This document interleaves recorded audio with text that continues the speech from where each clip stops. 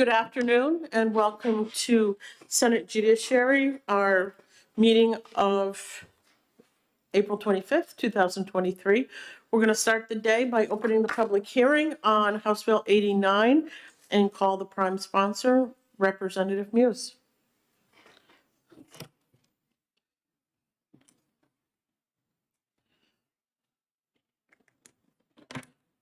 Good afternoon, Representative, and welcome to Senate Judiciary. Good afternoon. It's a pleasure to be here as always. HB 89 is a bill that's actually been before the legislature on two other occasions. In 2020, the bill was actually, a different version of the bill was actually passed in the House and was tabled in the Senate. In large part, my understanding is because it got caught up in COVID, like a bunch of other bills that were passed by the House. In 2022, the same bill came back again. Rennie Cushing was the prime sponsor of the bill, and at that time, a decision was made to send the bill to interim study because some concerns were raised over issues like, does the bill in any way infringe on the pardoning powers of the governor? Do we have the right to pardon somebody for an offense where the conviction actually took place in Massachusetts? So there were some good issues that were raised. The upshot of it is that during our interim study session, there was a lot of testimony that corrected the historical record that addressed the particular concerns around separation of powers. And it was given a recommendation for legislation by criminal justice in the last session. So in this session, I filed the bill again. And what the bill does is it grants a posthumous exoneration and annulment of the convictions of a gentleman who was caught up in the Red Scare of the 1950s, and also the only person who was ever convicted of witchcraft in the state of New Hampshire. One of the reasons why we're pursuing this as a separate bill is the pardoning powers of the governor don't actually allow the governor to pardon people who are no longer living. So neither Goody Cole nor Willard Uphouse are still with us. The legislature, however, has on several occasions taken advantage of or at least has passed laws that where it does use the power of annulment and exoneration. So there are other folks here who will tell you a little bit more about the cases of both Goody Cole as well as Willard Uphouse. They're extremely interesting stories, but I think one of the things that we're trying to get to through this bill is that sometimes there are injustices that take place in our system, and with time and reflection, we really realize how great those injustices are. And unfortunately, we can't go back in time and fix them. But one of the things that we can do is we can correct the record. And I think one of the things to take note of is the record is important. You know, it's important to the people of Hampton. Representative Edgar is going to speak about that a little bit. And I think it's important to anybody who's really interested in the cause of justice. And it's something, and I think sometimes being able to acknowledge our mistakes and acknowledge the fact that mistakes have been made in the past works to increase the credibility of our criminal justice system as a whole. Being able to admit your mistakes, even though they're not mistakes that you made, is a very good thing. So in essence, I think one of the things that I'll do is I'll stop there. I did want to let you know that before we reported the final bill out to committee, one of the things that Chairman Roy did was he sent it to the Attorney General's office for an opinion. And they came back with some minor wording changes that were enacted in the form of an amendment that actually do address any concerns around separation of powers. So this is something that not only has the support of all 20 members of the Criminal Justice and Public Safety Committee in the House, and that went through the House on consent, but we've also dotted the i's and crossed the t's with the Attorney General's office this time, and I hope we can get it through. Thank you. Thank you very much for your testimony, Representative. Are there any questions from the committee? Representative, and I'm not sure if you know this or not, but are other states, do they have similar laws like this that allow them to go back retroactively, in some cases centuries, and pardon a person? Off the top of my head, I do not know that. Okay, thank you. You're welcome. Okay, are there any further questions? Seeing none, thank you very much, Representative. Thank you. The chair will call Representative Mike Edgar.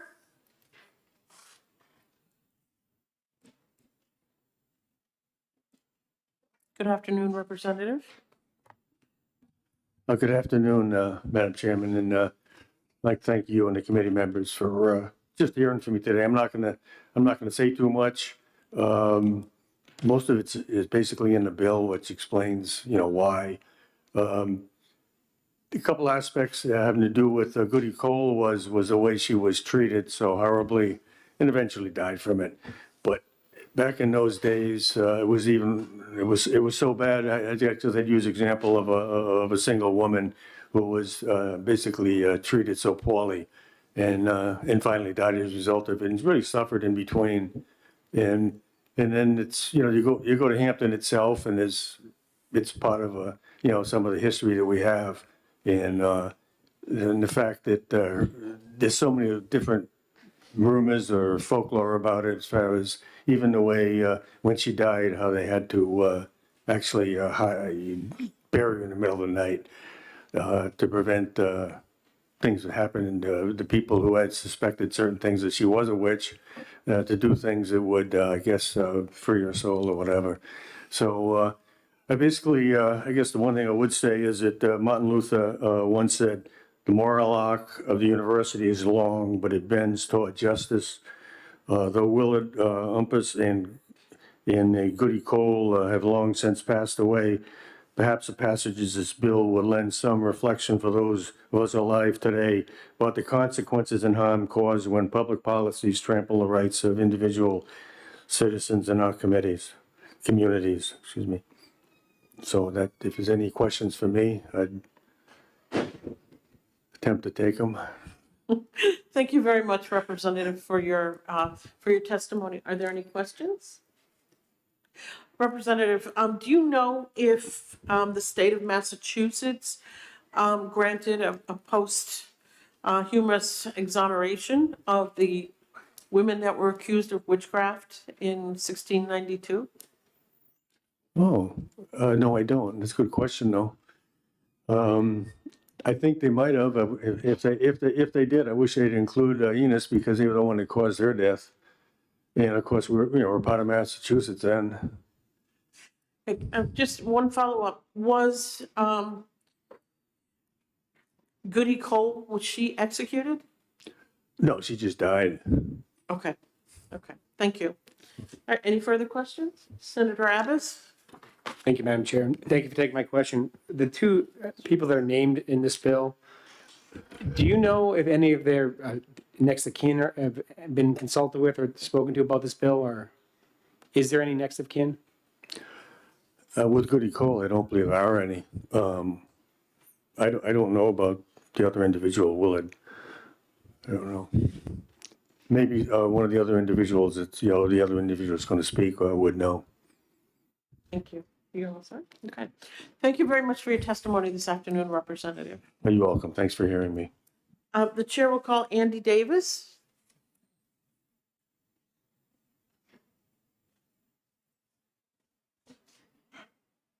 Good afternoon, Mr. Davis. Good afternoon, Madam Chair and honorable members of the committee. Thank you so much for hearing from us this afternoon.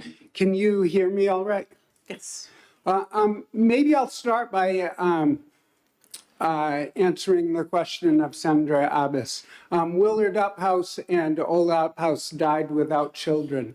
I actually, for the last 22 years until 15 months ago, was the director of the center in the White Mountains, the World Fellowship Center, which Willard Uphouse was the executive director of at the time that he drew the attention of the state attorney general in the 1950s. So it's from that standpoint that I'm speaking as is professional air, I guess you could say. World Fellowship Center was founded in 1941 and by social activists of the Gilded Age who were already quite advanced in years. So by 1953, they were ready to retire from their retirement job, and they looked around for a much younger couple and found Willard and Ola Uphouse, who at that point were in their 60s, and they took over for them in 1953. By the time Willard came to World Fellowship, he had already seen careers and lives destroyed by the political climate of the era. He had seen organizations for which he'd worked, like the National Religion and Labor Foundation and the American Peace Crusade, ripped apart by internal divisions or disbanded completely because of the fear the climate of anti-communism generated. At the end of their first summer as directors, the Wellers had already left for Florida, and Willard and Ola were closing up World Fellowship for the winter. The leaves were changing color, and one morning Uphouse drove into Conway to do some errands, and he stopped at the store and picked up a copy of the Union Leader. And the front page headline caught his attention. In big, bold letters, it said, "Pro-Red takes over New Hampshire Fellowship Group."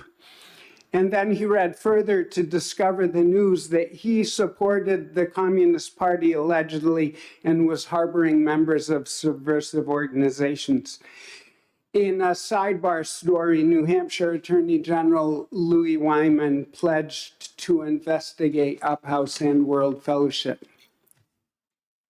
So this began a 7-year ordeal of interrogations and court appearances that led to a conviction for contempt in the Merrimack County Superior Court and was appealed all the way to the U.S. Supreme Court.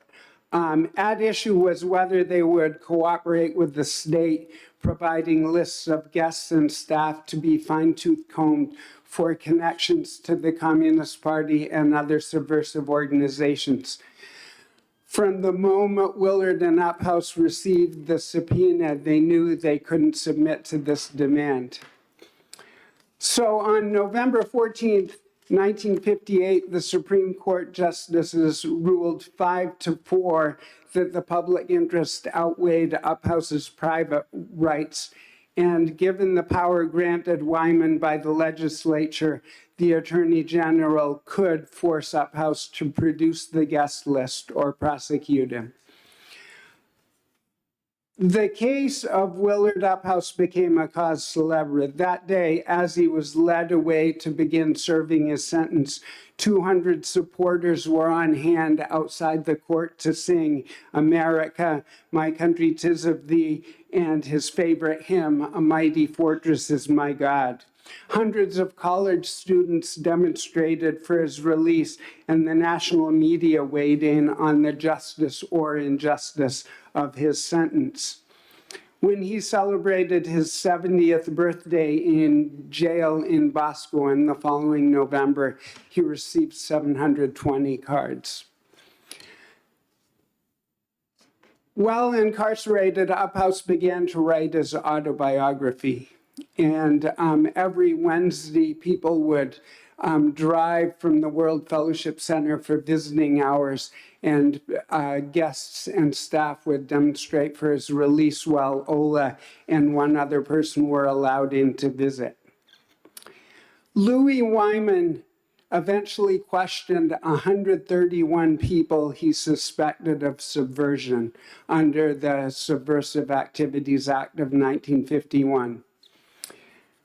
Most of whom he identified in a public report to the legislature in 1955. None, including Willard Uphouse, were ever indicted on criminal charges.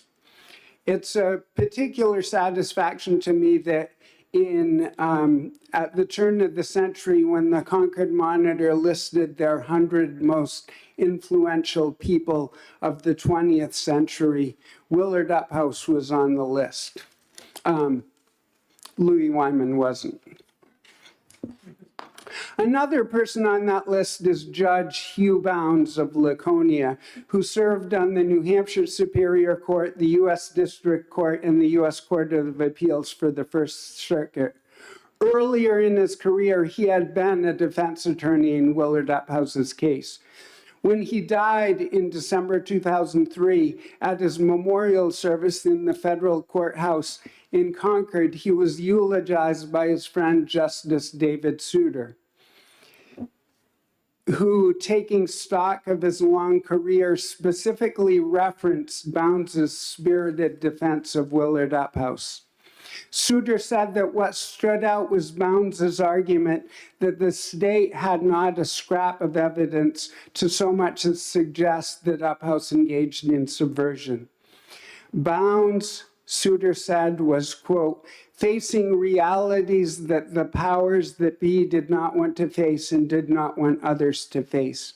It was as if he knew, Souter said, that human beings do not so much avoid responsibility as evade it, and we evade what we do not want to see. Bounds, he said, had the courage to face the truth. 13 years before, in Souter's opening statement during his confirmation hearings before the Judiciary Committee of the Senate, he summed up the lessons he had learned as a judge of New Hampshire courts in this way.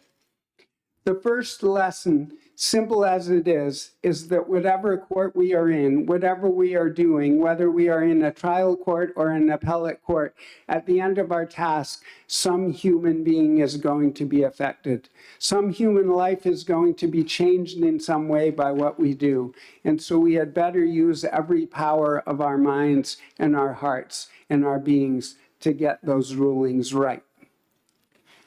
So, my hope today is that you would look at the choice your legislative forebears made in 1951, see how that choice affected individual human beings, and rectify their mistake.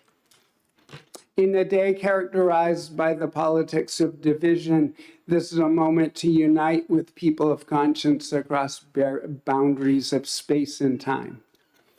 I thank you for your patience, but I'd like to end with a personal note.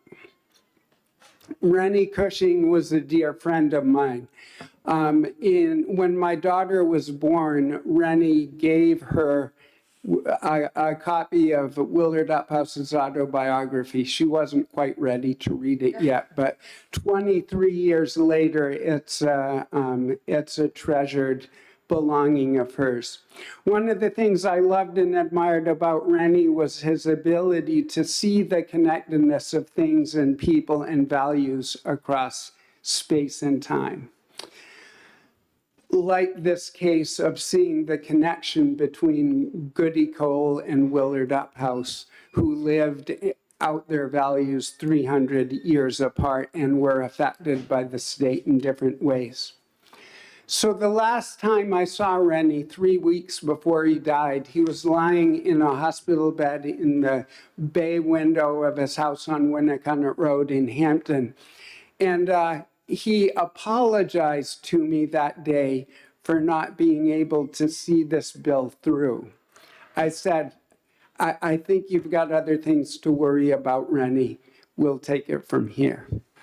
Thanks for your kind attention. Thank you very much for your testimony this afternoon, Mr. Davis. Are there any questions from the committee? Seeing none, thank you. Okay, thank you. Are there any other members of the public who would like to speak to House Bill 89? Okay. Seeing none, we'll close the public hearing.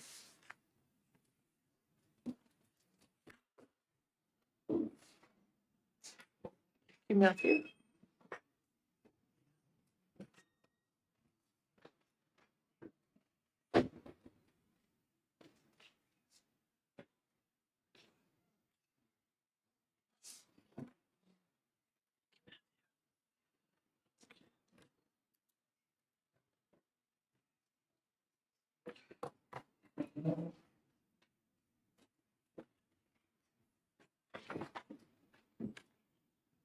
When you're all set.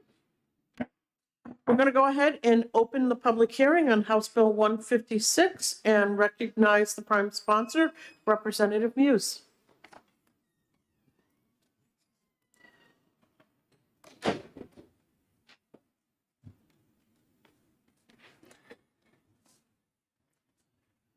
Thank you very much.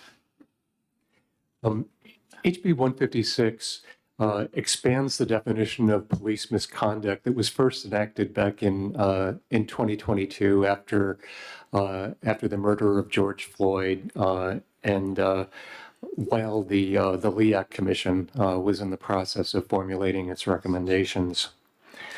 On the bill, the final version of the bill that we wound up with, I think was an example of the kind of compromises that we've tried to undertake in the Criminal Justice and Public Safety Committee. So originally, this bill, what prompted me to file the bill was repeated testimony by people who came before my committee who talked about how police were misrecording their racial and ethnic identity. We heard the same story from one witness several times. We heard the same thing from other folks. And as I looked into it, one of the things that I saw was that the definition of police misconduct that we currently have does not include falsifying or misrepresenting information in an official report.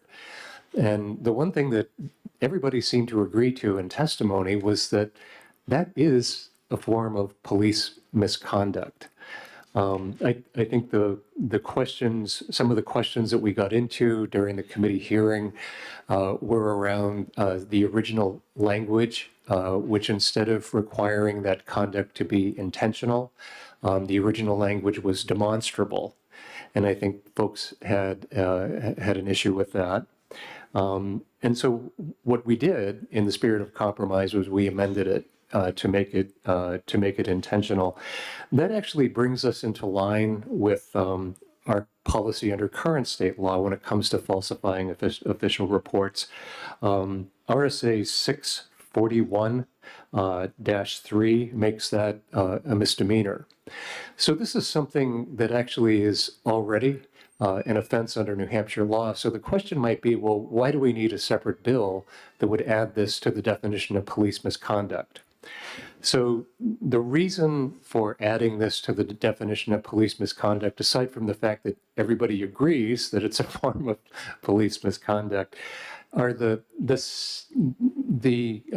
second, the third, and the fourth paragraphs of the RSA that actually are not part of the bill. And what those effectively do is they oblige other officers who witness this form of conduct to actually report it. And they also oblige police agencies and departments to hold investigations into whether or not there's substance to the allegations, and then forward a report onto the Police Standards and Training Council if there is. So one of the things that we're trying to do in the amended version of the bill is to actually just clarify what our policy is around police misconduct. And if you look at the Lori list, and I know that can be hard to look at, it's kind of hard to find, but in the versions of it that I've been able to find online, falsifying records and truthfulness tend to be the number one reason why most police officers are actually brought up on charges. So I think including them as part of the definition of police misconduct in our statute actually makes a lot of sense. So that's a little bit of history, a little bit of how we got to this point, and a little bit of why this bill is needed. But I'd be happy to answer any additional questions you might have. Thank you very much for your testimony, Representative. Are there any questions from the committee? Seeing none, thank you very much. Thank you. Are there any other member of the public who would like to speak to House Bill 156? Okay, seeing none, we'll close the public hearing. Yeah, I know. Okay, we're getting there. Thank you, Matthew.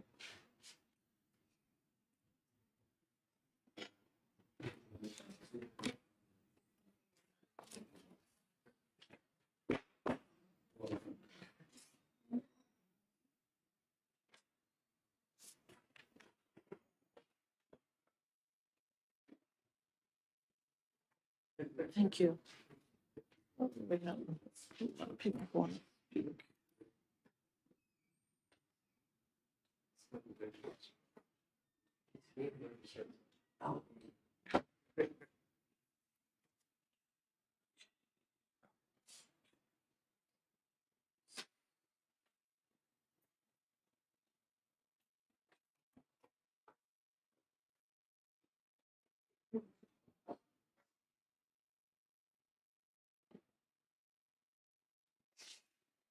You're all set.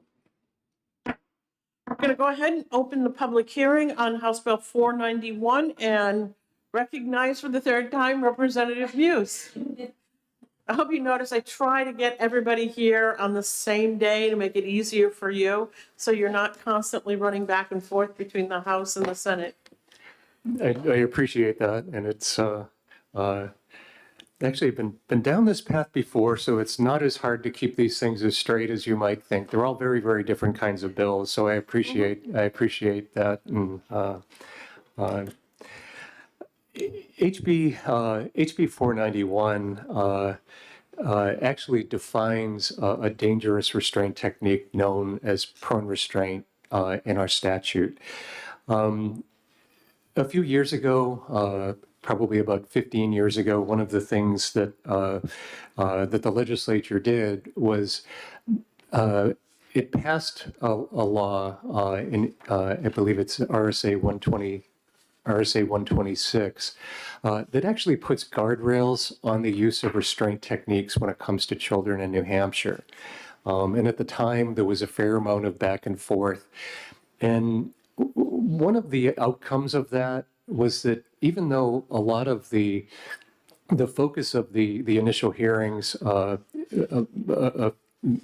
at that time, focused on techniques like prone restraint, there was some debate about whether or not prone restraint should actually be outlawed by name. So one of the things that we have is a statute that if you read it and if you understand what prone restraint is, it actually outlaws prone restraint. But because we don't mention prone restraint by name in the statute, there's a lack of clarity in the way that that statute can be interpreted by people who care for children in schools and sometimes under state contracts. Prone restraint is a dangerous technique. You may have heard it used as a restraint technique, usually in the context of police and law enforcement. So it basically occurs when a person is intentionally put face down on the ground and physical pressure is put on that person's body to limit their physical movement. Sometimes it can result in the cutting off of the airflow to the person. It can result in physical distress. It's actually the restraint technique that was responsible for the death of George Floyd. But I think one of the things that came as a surprise to me is that, and this is from a study that Cornell University did in 2021, is there have actually been 79 fatalities among children because of the use of this technique across the country between the years 1993 and in 2018. While none of these deaths occurred in New Hampshire, prone restraint does continue to be used under children in state care. We have folks from one particular school who have insisted that it can be used safely, and this is despite an advisory by the Department of Health and Human Services in 2019 that really clarified that prone restraint can't be used safely and strongly recommended against using it as a restraint technique. I think other people can testify as to the physical impact of prone restraint on a child, but suffice it to say, sometimes you're talking about a 200 plus adult applying this technique on a child who may weigh less than 100 pounds. So inherently it's dangerous. There were residents at the Sununu Center who suffered serious injuries as a result of the use of this technique at the Sununu Center. And the bottom line is we have issues, I think, across the state and across all lines of employment with being able to find qualified people to do the work. So even if it was possible, theoretically possible, for prone restraint to be applied safely, the question is the particular person who would be applying it well trained enough to do it safely? And I don't think we can make that determination. And I think the number one thing that we're responsible for in cases like this, the interest in the welfare of children. This is a bill that when it came before the Child and Family Law Committee, went through 20-0 and went on consent in the House.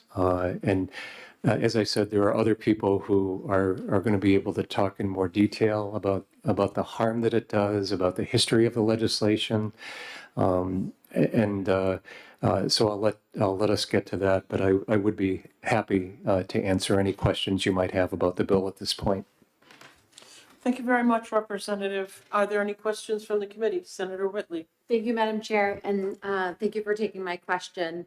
Are you aware of any facilities that are using this technique in New Hampshire?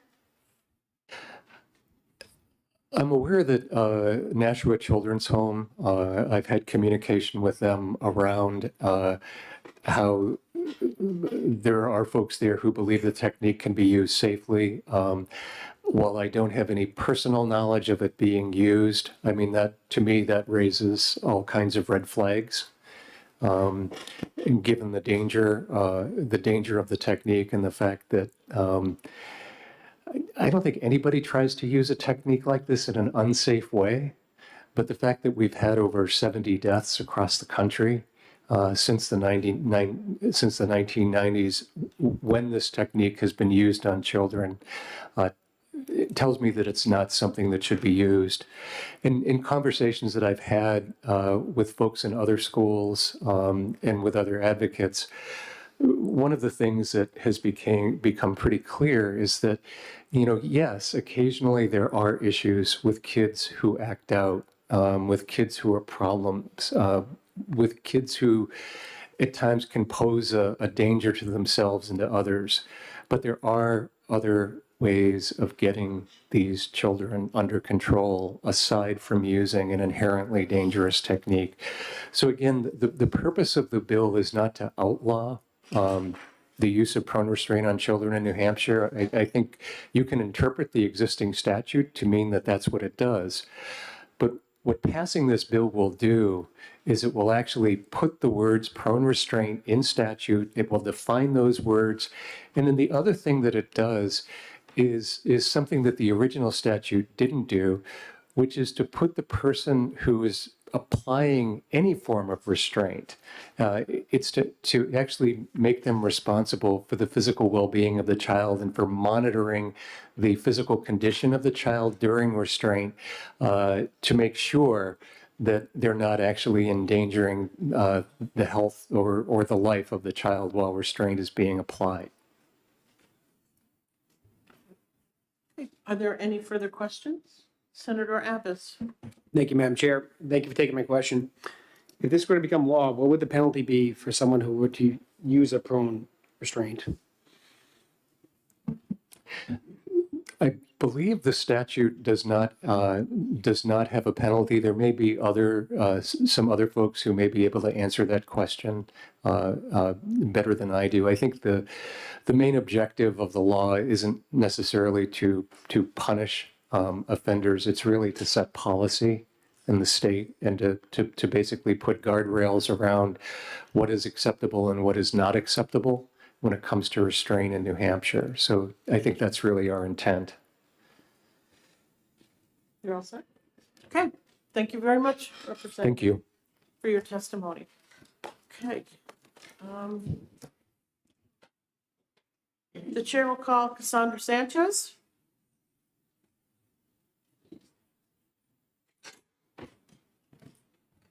Good afternoon.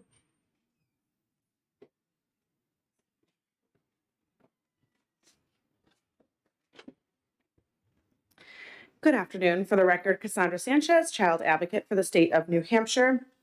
I have provided written testimony for you here today, but I will keep my testimony brief and to the understanding of the use of prone restraint by the Office of the Child Advocate.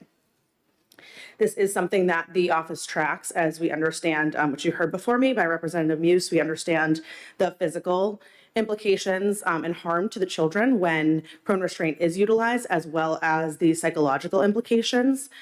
So given that, we do look very closely at what programs within the state use prone restraint. Currently, we are aware of 2 programs within the state of New Hampshire and 1 that New Hampshire children are placed in out of the state. Although there are limitations around our out-of-state data, so there may be additional facilities that New Hampshire children are placed in out of state that are using prone restraint that we would not be aware of. The benefit of House Bill 491 is that these other programs out of state do contract with the state of New Hampshire and are held to the same statutes of the state of New Hampshire. So if we are not aware that they're using them, if this bill passes through, they will be held to that standard, and they would also have to stop that practice specifically for the New Hampshire children placed in their program. And that is our hope. We would like to see that practice occur because our out-of-state data is very difficult to gather from programs, and we are working to reach out to them one by one. But currently, we understand that our out-of-state programs that house New Hampshire children do not share data as they should be with my office, as well as other, the Division of Children, Youth, and Families, and the Bureau of Children's Behavioral Health, who they should be submitting these reports to. So currently, it is still utilized at SYSC and Nashua Children's Home, and the program out of state is Whitney Academy. We previously were aware of it being used at the Wadigo School and Easter Seals, but at least within the past year, we have not received any reports, including prone restraint at those facilities. So really what we're seeing currently is a minimal use, but we understand even though it is minimal, it still puts our children at risk. And we want to define by statute, which I think Representative Muse did a very good job in putting this bill together, and that it would define it, because although it is defined, what prone restraint is, which is the face down position, is defined in the current law as unsafe practice. Without clearly defining, it allows this flexibility for programs to use their own interpretation of the law and continue to use this practice. So currently, I am here to say that I'm in full support of House Bill 491. I have nothing further to report on my end, but I am open to take any questions. Thank you very much for your testimony this afternoon. Are there any questions from the committee? Ms. Sanchez, do you think that there would be difficulty with out-of-state enforcement, even though in the contract, it will say that, but how can we ensure that this doesn't happen? That is a great question. I do believe we would need to, as a state, would need to ensure outreach to these programs, ensure it's communicated in a way in which they understand that this is now passed in law and they are required to follow that. I personally, myself, my office would be happy to check in that they are doing this if this passes through to law.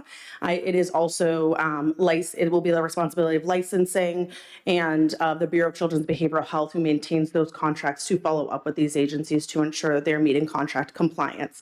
But it is one aspect of my office's role in our oversight over the residential facilities, is to ensure that they are complying with the contracts. Okay, thank you. Are there any further questions? Senator You Whitley? made me think of another question. Thank you, Madam Chair. And thank you for taking my question. We heard in the context of the, original law passage 15 years ago that, this was necessary. And so, are you aware of facilities in New Hampshire that have sort of moved away from the use of restraint and seclusion after that law, and specifically moved away from the use of prone restraint? Yes. Yes, there are a number of them that have, specifically because of that change. One in which I spent some time speaking about their restraint process with is a Spalding Academy. They do treat some higher need children. They have children on the autism spectrum who often become a danger to themselves by headbanging or self-harming. And so they find in their program, specifically their autism program, that there are higher number of restraints than some of their other programs. So I did meet with them to question about how they restrain and how they ensure those children are safe without the use of prone restraint. And they did clarify that they do not use prone restraint. They do agree that it is unsafe. So they were able to show my staff other methods of restraint that they use so that it does not put children in that body position. Thank you. Are there any further questions? Seeing none, thank you very much, Ms. Sanchez. Thank you. Okay, the chair will call Dr. Thomas Andrew.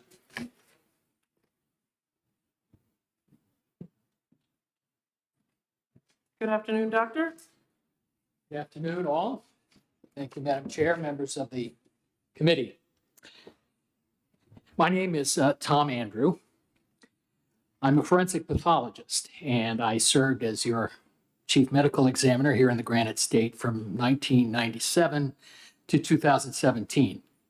Now, since my retirement from state service, I've remained active in forensic pathology as a consultant and as a teacher. Now, I did not testify in legislative hearings very often during my 20 years as chief medical examiner. I reserved those times for issues I felt most strongly about and about which I felt I could offer some expertise. Over a decade ago, I testified on the dangers of prone restraint, and I'm back today to support HB 491's aim to prohibit prone restraint by name. Quite frankly, a plain reading, at least from a medical standpoint, of the original bill, RSA 126, prohibits prone restraint. I would point specifically to section U4, and there are several subheadings there, and I'm going to read the four that I think are applicable. Obstruct a child's respiratory airway or impairs a child's breathing or respiratory capacity or restricts the movement required for normal breathing. B, places pressure or weight on or causes compression of chest, lungs, sternum, diaphragm, back, abdomen of a child. Subheading C, obstructs circulation of blood. And subheading E, endangers a child's life or significantly exacerbates a child's medical condition. That prone restraint is still used due to language vagaries in the current law is an anathema to one who has seen firsthand fatal results from the use of this technique. As far back as 1996, forensic pathologists, alerted by Don Ray and his office in Seattle, began to recognize the inhibition of effective ventilation during prone restraint. as it involves two key factors in the physiology of breathing: movement of the ribs and movement of the diaphragm. Prone restraint restricts rib movement, particularly and especially, but not exclusively, if any weight is applied to the person's back. Obesity of the victim of fatal prone restraint is an exacerbating factor, causing upward displacement of the diaphragm and abdominal organs, restricting the movement of the diaphragm necessary for normal respiration. These anatomic factors in combination reduce respiratory volume, the amount of air that you can actually exchange. Now, limitation of respiratory volume may be of no significance to an otherwise healthy person at rest. The apparent, shall I say, basis for the misguided notion that this technique can be practiced safely. But the circumstances of fatal cases, seen hundreds of times by forensic pathologists all across the country, and several times personally, are very different. The victim has nearly always been involved in high levels of intense physical and psychological activity in prompting and then actively resisting restraint. Even after being subdued, they may continue to struggle, incurring further oxygen debt. Additionally, the victim is subjected to high levels of circulating adrenaline due to their emotional arousal, mental illness, or, as has been seen in encounters with law enforcement, the use of illicit stimulant drugs. Now, adrenaline in excess has an irritant effect on the heart's ability to conduct normal electrical impulses. It is this unpredictable factor that can bring about the very sudden, unexpected, lethal arrhythmia or heart rhythm disturbance that can kill in seconds, despite the victim clearly breathing right up until the point that his or her heart stops. Experience has taught us that a level of restricted ventilation, which is harmless to a healthy person, may, in such circumstances, be fatal. Now, I cannot overemphasize that controlled studies, which are out there, using healthy, non-obese subjects who are not under the stress of fear, anger, who are not receiving antipsychotic or stimulant drugs, and who exert themselves to a level carefully chosen for safety, do not in any way mimic the chaotic circumstances of actual restraint deaths in the field. I would also strongly caution you to dismiss these dangers as being associated only with high-profile cases with adults involved with law enforcement. Fatalities of this type have occurred in healthcare facilities, residential facilities for youth, schools, and churches. Victims have been as young as 7. In 2023, the dangers of prone restraint are now well described and much better understood than 15 years ago. This knowledge belies the myth that staff in such facilities can be trained to use prone restraint safely. Restraint in and of itself is never without risk. Prone restraint is inherently unsafe, and its greatest risk is sudden death that can occur even under the perceived watchful eyes of those restraining the victim, whether due to pure asphyxia or an adrenaline-induced cardiac arrest. Now, this is not some novel theory, but it's backed by a recent study. A comprehensive review of prone restraint cardiac arrest was published in 2021 in the journal Medicine, Science, and the Law. It highlighted this underappreciated aspect of prone restraint, and the authors concluded that deaths associated with prone physical restraint are often not the direct result of asphyxia per se, but are due to cardiac arrest, secondary to metabolic acidosis, compounded by inadequate ventilation and reduced carbon dioxide, and the terminal arrest is triggered by adrenaline's effect on the heart.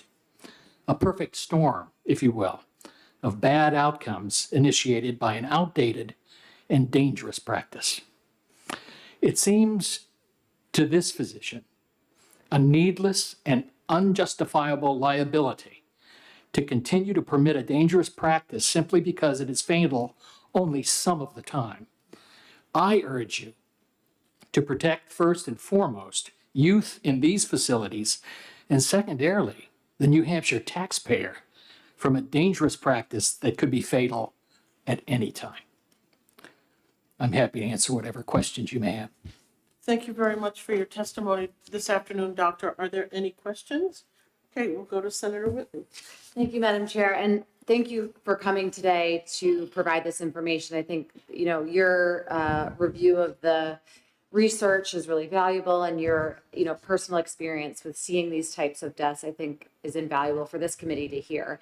I, like you, am, pretty surprised that this technique is still occurring in New Hampshire, particularly for children. And I'm wondering, you described a number of those sort of exacerbating factors that might happen during a prone restraint.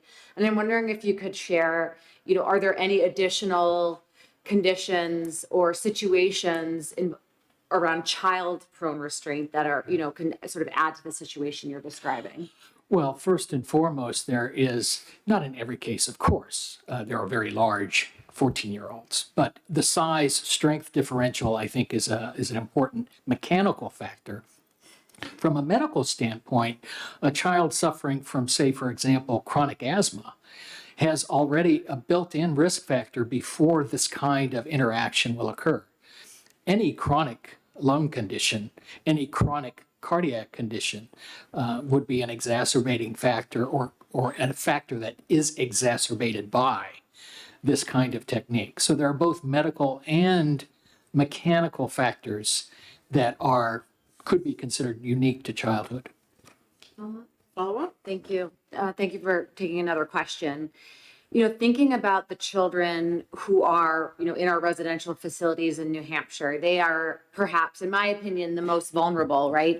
They have, we know that they have a higher incidence of physical and mental health disabilities. We know they have a higher incidence of trauma. So I'm wondering if, do you see, sort of this incidence of disability, this incidence of high trauma as, further exacerbating the situations with the use of this type of restraint?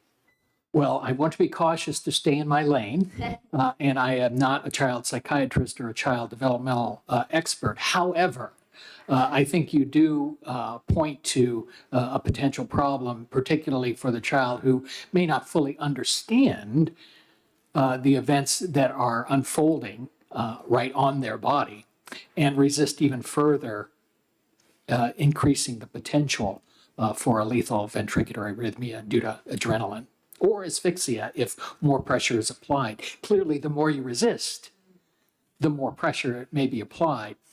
It seems incongruous to me that in a chaotic environment that must exist in a situation like this, that the person who, with all good intentions, is trying to restrain the individual will remain cognizant of all of the potential risk factors and be very, very cautious about not putting any weight whatsoever on this person, this child, really, to restrain them. So that's, I think, part of what makes it inherently dangerous as well, is the chaos. Any further questions? Okay. Seeing none, thank you very much, Doctor. Thank you. The chair will call Karen Rosenberg.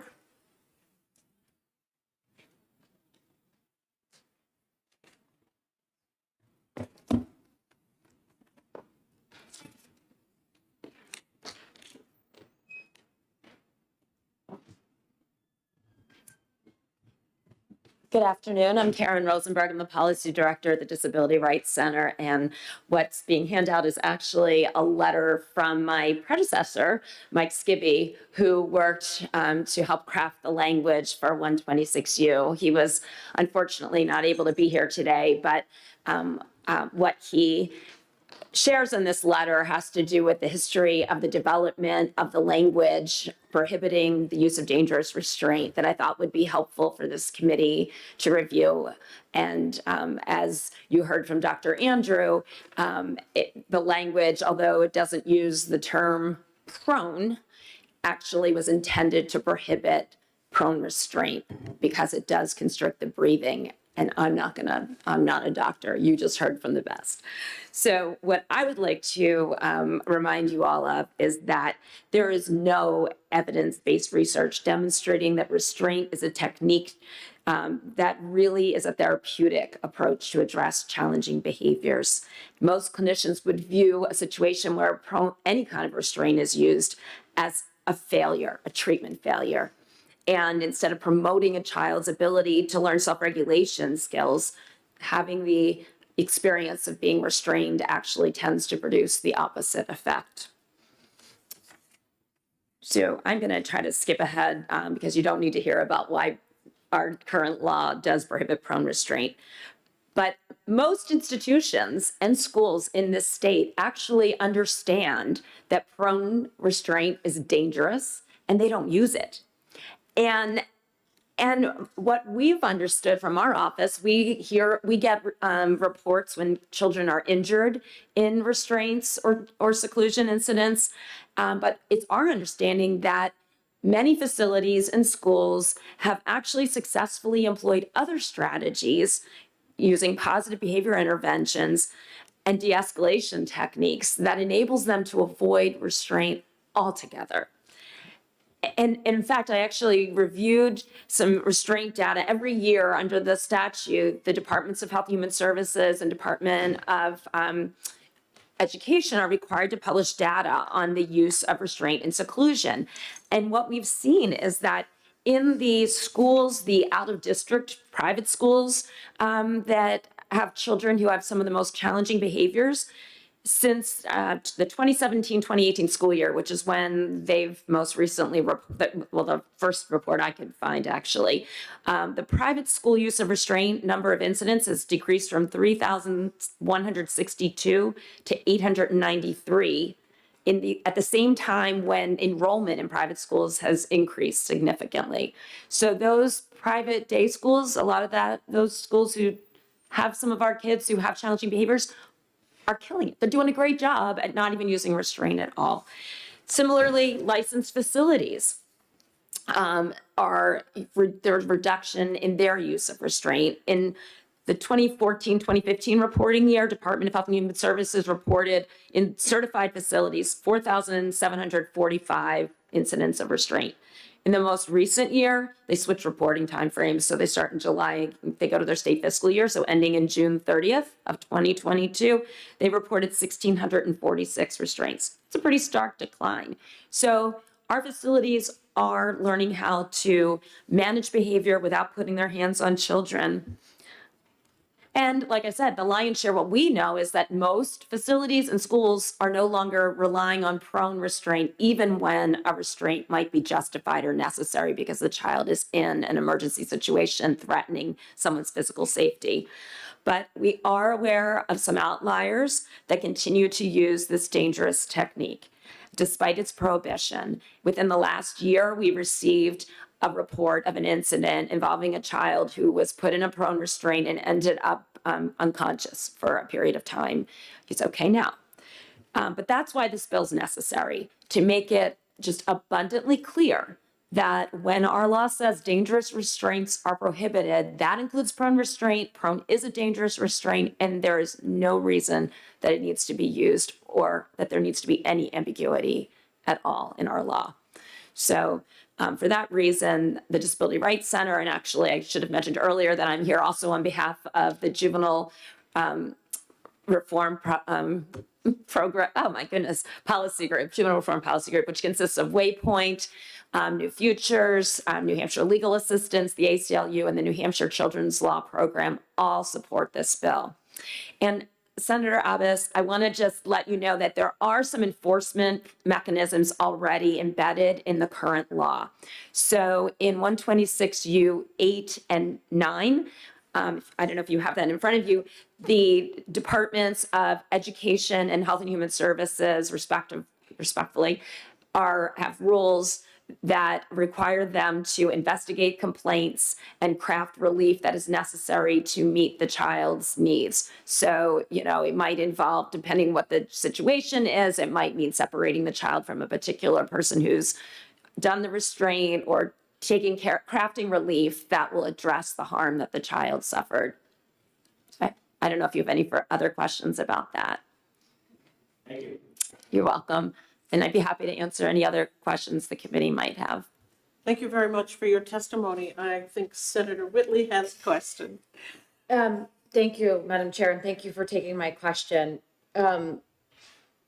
Some would argue that this would be sort of a belts and suspenders, right? Because as you testified, the statute already, prohibit prone restraint. But I would see this as more of a belt and suspenders approach because we do know that facilities are using prone. Would you agree? I guess I'm not understanding what you mean by belt and suspenders. It does, yes, the current law, if read by a reasonable person, indicates that they should not be using prone restraint. But as we know, that hasn't been clear. But what we're aware of is that after our office did an investigation into an injury that occurred back in, I think it was 2016, where a child's scapula was fractured in the course of a restraint, the Department of Health and Human Services issued a directive advising facilities that it contracts with now that they should not be using prone restraint. And they got some pushback on that. So this would arm them with exact specific information for when they, so if any entity were to push back on that, it would be black and white, clear as day. Yes, we mean it. So I'm hoping that that would actually have the result that was intended back in 2010 when our law was first enacted. Thank you. Are there any further questions? Seeing none, thank you very much for your testimony this afternoon. Thanks for your time. The chair will call Emma Savigny.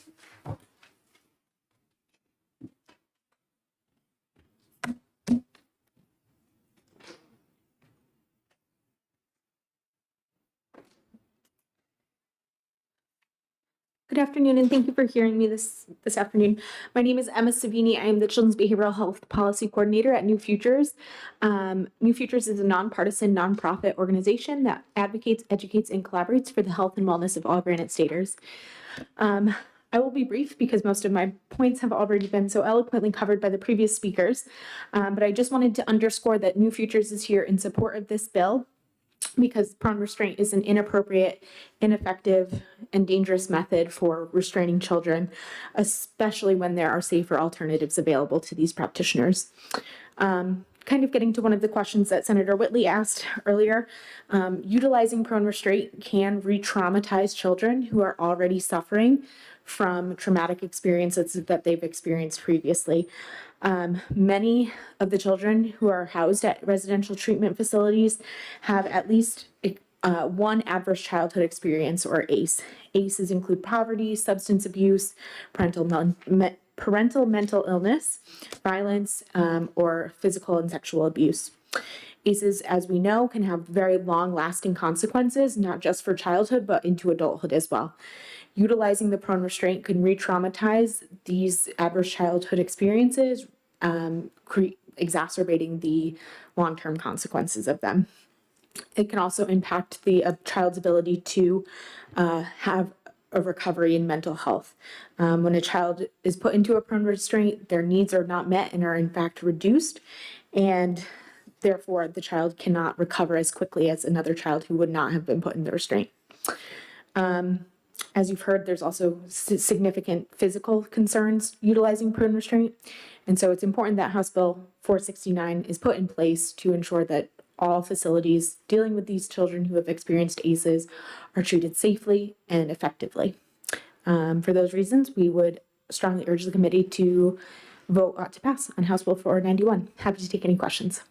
Thank you very much for your testimony. Are there any questions from the committee? Seeing none, thank you. Thank you. The chair will call Sam Hawkins.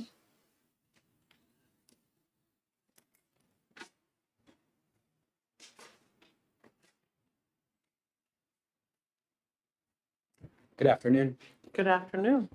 Thank you, Chair and committee members, for the opportunity to testify today. For the record, my name is Sam Hawkins. I'm the Public Policy Assistant at NAMI, New Hampshire at the National Alliance on Mental Illness. NAMI, New Hampshire is a nonprofit grassroots organization whose mission is to improve the lives of all people impacted by mental illness and suicide through support, education, and advocacy.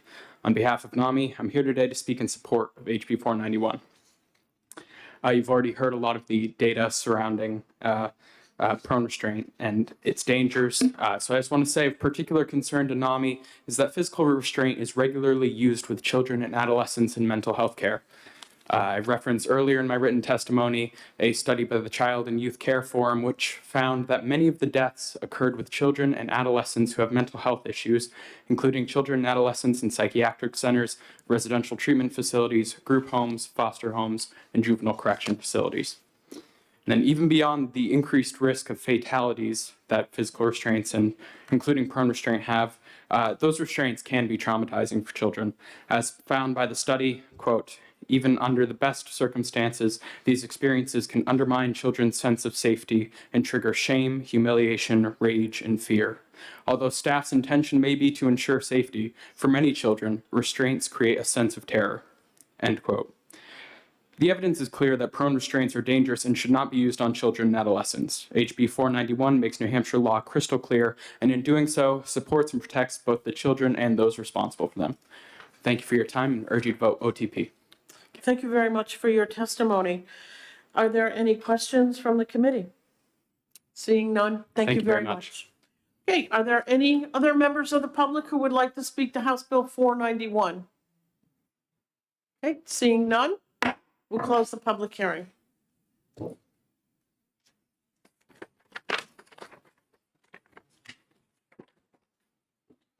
we go, Matthew.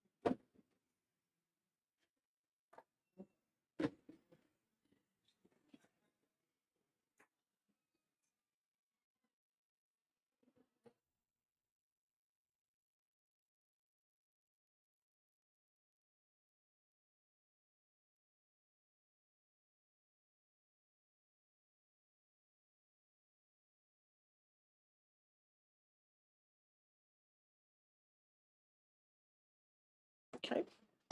We're going to go ahead and open the public hearing on House Bill 200 and recognize the prime sponsor, Representative Nutter Upham. Good afternoon, Representative. Good afternoon, Madam Chair and Senators. Let me switch glasses. So this is a short and rather simple bill that if parents are required to have their child evaluated or need therapy ordered by the court, that the parents have a choice, they get to choose who the therapist is, and that the therapist will be on their insurance plan. In the case of egregious disagreement between two parents, in that case, the court could step in and choose a therapist only in that case. So there's a lot of upsides to this. For one, most American families statistics have said, can't handle a $400 financial emergency in their family. And if one were to be assigned a therapist that they had to pay out of pocket, going therapy rates at least $100 an hour, if not more than that. People are more compliant when they have a choice. So I think I am a licensed clinical mental health counselor. I meant to say that at the beginning, and also a registered art therapist. And I've worked in hospital settings, outreach clinics, and private practice. So I have experience with parents being compliant with showing up, invested in a child's therapy. So I think it's, besides the financial aspect, parents being given a choice and a buy-in to choose their therapist, I think is very important for successful therapy. I also like, in a way, that this has quality control, because if a therapist is on a insurance panel, and I was on several in the past, they usually have had to have at least 5 years of experience as a therapist. So they're vetted and regulated. So we would be, parents would be choosing well practiced therapists for their children, not somebody just out of school. And I think our children deserve the best. As you can see from my co-sponsors, this was a very bipartisan bill. It passed out of Child and Family Law 16-0 in committee. And I would hope that you would pass it. Thank you very much, excuse me, for your testimony, Representative. Are there any questions for the committee? Seeing none, thank you Okay. very much. Thank you very much. The chair will call Judge Susan Ashley. That would work for us. Just please make sure before you testify that you identify for the record so that we can catch your comments correctly. Thank you. Yes. Thank you, Madam Chair, and thank you for calling us up today. My name is Susan Ashley, and I'm the Deputy Administrative Judge for the New Hampshire Circuit Court. And I do sit on family division matters. And I'll have Judge Greenhalgh introduce himself. I am Charles Greenhalgh. I am presently I'm a circuit court judge, presently sitting in the Third Circuit in Conway, as well as the First Circuit in Berlin. So I'm going to allow Judge Greenhalgh to speak mostly on this pending bill, but I did want to simply point out one area of concern that the committee may have with regard to the bill, and that's in the new section, which is the bottom section of the bill, which places certain language with regard to counseling into RSA 490D. And what I would like to point out to the committee is RSA 490D is the jurisdictional, provides for the jurisdiction of the family division in total. So this is much broader than parenting and divorce cases. The concern that the court wishes to raise to the committee is that this statutory language appears to conflict with, for instance, guardianship cases. So a child who has been placed under the guardianship of, for instance, their grandmother or their family friend or aunt or uncle who's been given authority to make these types of medical decisions for a child, this would directly contradict that, because this says the parents have the right to make those decisions. I'm not sure whether that was the intent of this statute, but it does encompass everything under family division, which includes not just divorce and parenting, but guardianships over minors. It includes abuse and neglect cases. This does have an exception for abuse, but not for neglect. So this would also interfere with orders for custody that DCYF has over children, as well as in our CHINS cases, delinquency cases. All of those are under 490D. So we just wanted to bring that to the attention of the committee with regard to that provision of the statute. And then there are just some additional issues that have been raised. I'll let Judge Greenhalgh speak to those. Thank you, Judge Ashley, and thank you to the chair and the committee. Just for background, I've been a judge now for 7 years. Of the 5 days that I sit in court, 4 of them are spent hearing family division cases. Prior to becoming a judge, I spent 25 years in private practice litigating family law cases. So it's been a while that I've been involved in this area of the law. I just wanted to note that the existing provision that this provision would replace already provides that if the parties are insured and the parenting plan directs that the parties participate in counseling, the court shall give due consideration to selecting a counselor who accepts direct payment from the party's health insurance provider. So in some senses, this is already in place. And I think it's fair to say that any judge sitting in family division would probably make a ruling consistent with this statutory requirement without the need of a statute. The judges want parents to agree. They want to make the services that they require as affordable as possible, so that in this type of a case, and I discussed this with some of my colleagues, we all agreed we would order this anyways, in all but a very few number of cases. In terms of this, so the committee knows, in many cases where parents are actually in agreement, the court probably isn't ordering any counseling because the parents have already engaged the child in counseling. And I suspect that there's a lot of cases that come before me where children are in counseling with the parents' agreement covered by insurance, and I don't even know about it because the parents are working together to do what's best for their child. But if the legislation is going to go into effect, we felt there should be certainly some issues that need to be flagged. This provision contains no time limit for parents to reach agreement, and we think that's important because we've had the experience, in fact, I had the experience just yesterday in a case where parents have strung out this decision for months, and I was required to step in and order counseling because the parents just weren't doing it. And I don't think it was out of bad faith. I think it's just that they are bad at communicating and just couldn't get it done. But this case had gone on for perhaps a year without ever reaching agreement on this, having given the parents the opportunity to do that. The provision itself is limited to parenting plans, and many times a court or judge is going to make orders that a child be in counseling on, say, a motion that comes before them, sometimes an ex parte motion that comes before them, and it's not contained solely in a parenting plan. And I note that, as I said, the prior order also references parenting plans, but we think the language should be broader to reference just judges' orders as opposed to specifically contained in a parenting plan, because that's a specific type of order that you probably only make that order once or twice in a case. The provision may more properly be placed under RSA 461A5, which refers to decision-making responsibility rather than the parenting plan provisions.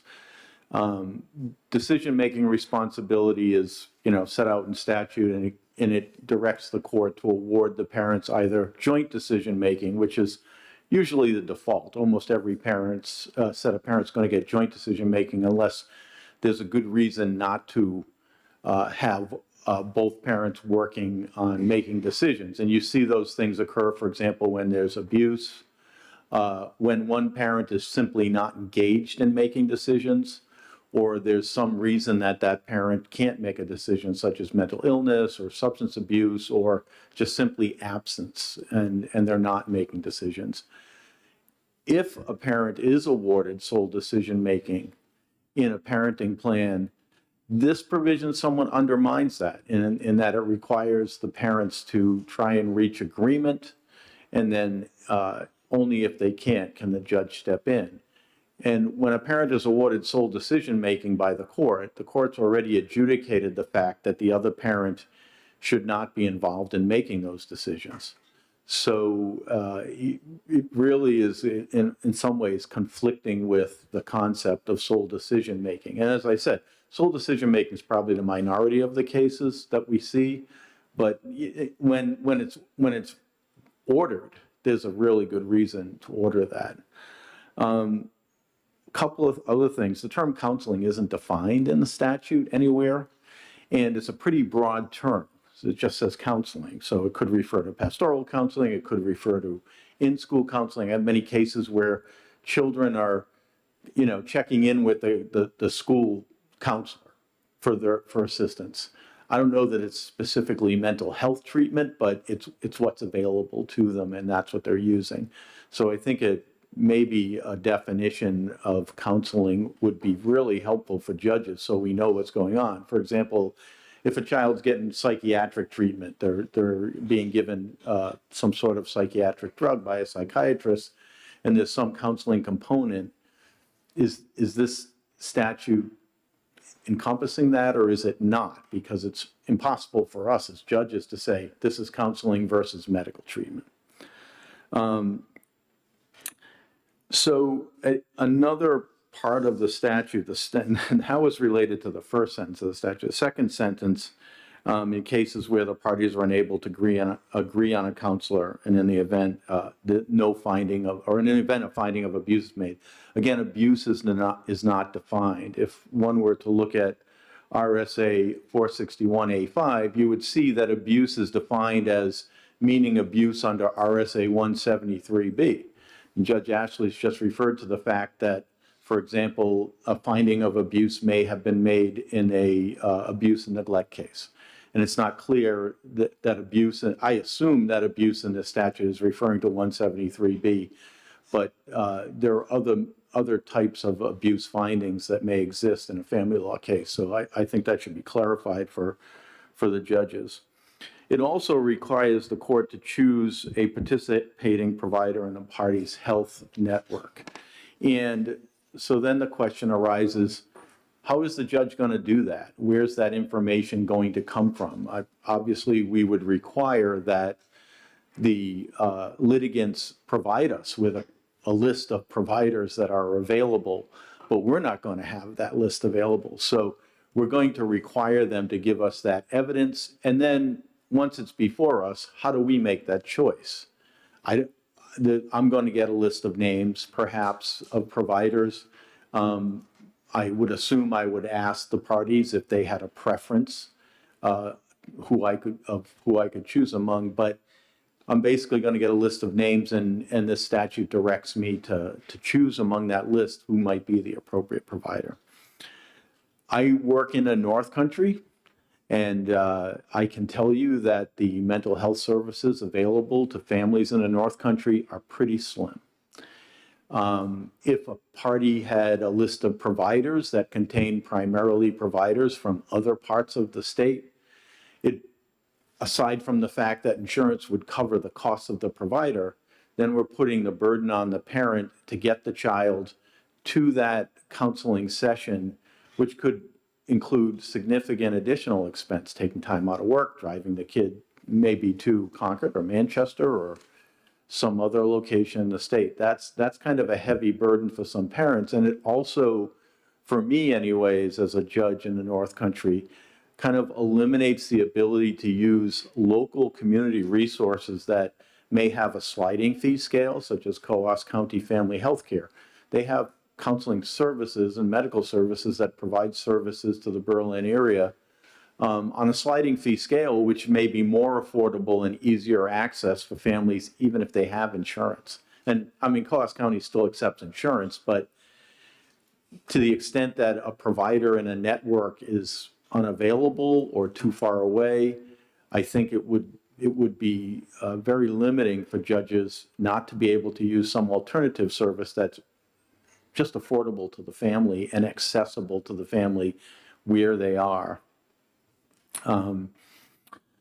So in the end, I think that the spirit of the statute is good. I think it goes in the direction of what judges would do in almost every case. There are those limited number of cases where parents might use this requirement that they agree on these types of services to extract concessions from another parent in order to get the child into therapy. That would be a case where I, as a judge, would want some discretion to make an order to get the child into therapy. I mean, the focus has to be on the child. Many times, these requests for counseling come up in exigent circumstances where a child is in distress and needs these services fairly quickly, and the parties are in the court asking us to order this child into counseling so that they can get services and not wait until we get an agreement between the parents. Finally, I think that it ignores the possibility that a child already is in counseling, has formed a relationship with a counselor, is doing well, and then because the parents don't agree or insist that the insurance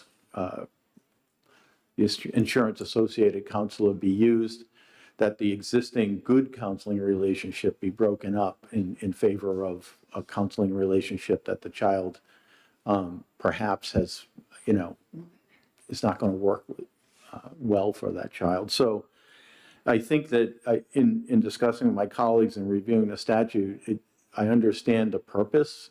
I would always order insurance coverage if it was available. But I think that there are some limitations presented by the statute that are going to make it difficult for judges to make these orders. And it probably should be at least reviewed with some of those tweaks. Thank you. Thank you very much, Judge. Are there any questions? Seeing none. Thank you. Thank you very much. We appreciate your time today. Are there any other members of the public that would like to speak to House Bill 200? Okay, seeing none, we'll close the public hearing.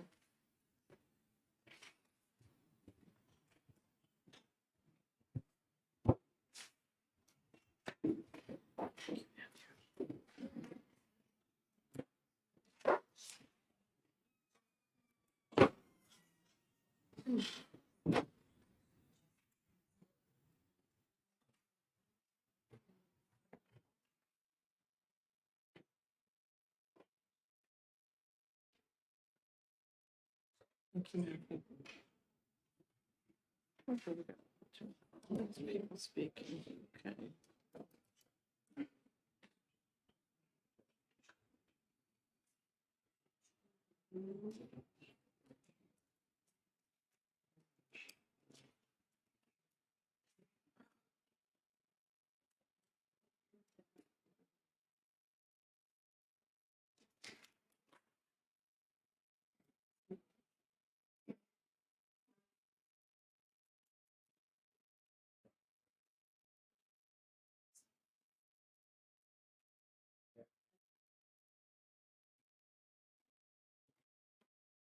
You all set?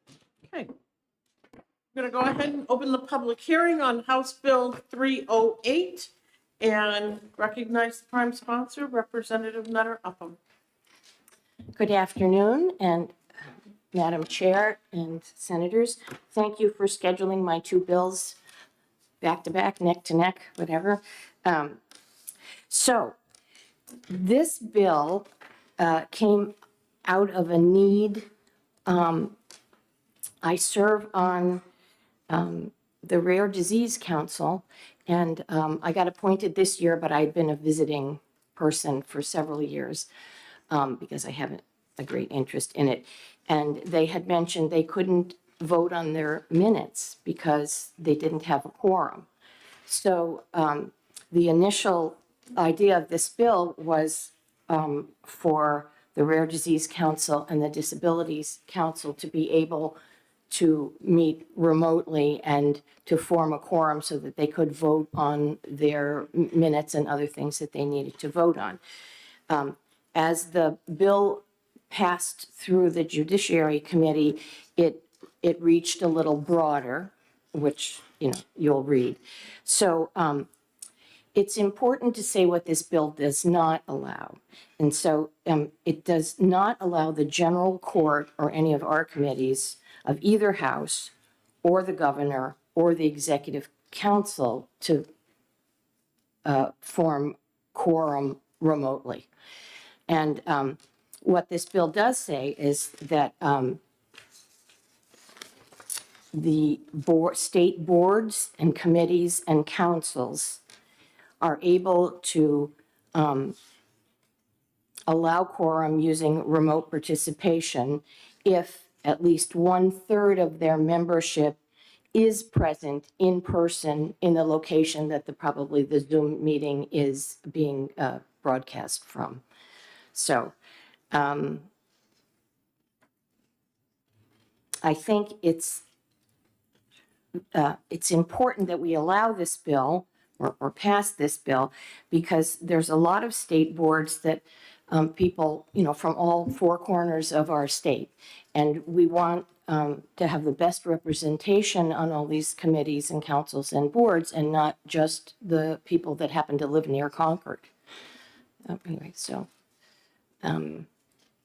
that's about it. I know there's other people here to testify, and if I can answer any questions, I'd be happy to. Thank you very much for your testimony. Are there any questions for the representative? Senator Chandley. Thank you, Madam Chair. Thank you, Representative. I have a couple of questions. First, I understand the motivation where this, how this arose, and I understand why it would arise from that particular council. Does this also allow, or I guess my question is two-part. Do these boards generally allow public interaction with the boards, public participation beyond just viewing? And would this bill in any way allow, or should it allow, public participation in the business of those boards? I believe, I know the councils that I serve on allow public comment, of course, not public voting. So just the members of the council would be voting, but I believe, fair and open access, that most of these councils can provide a Zoom link to interested parties if people are interested. So that would be the intent of my bill. Thank you. Okay. Are there any further questions? Okay, seeing none, thank you very much for your testimony. Thank you. The chair will call Representative Bob Lynn. Good afternoon, Representative. Thank you. Good afternoon. Thank you, Madam Chair. My name is Bob Lynn. I'm a state representative from Wyndham. And I have to say, honestly, I'm really very proud of the way the House handled this bill.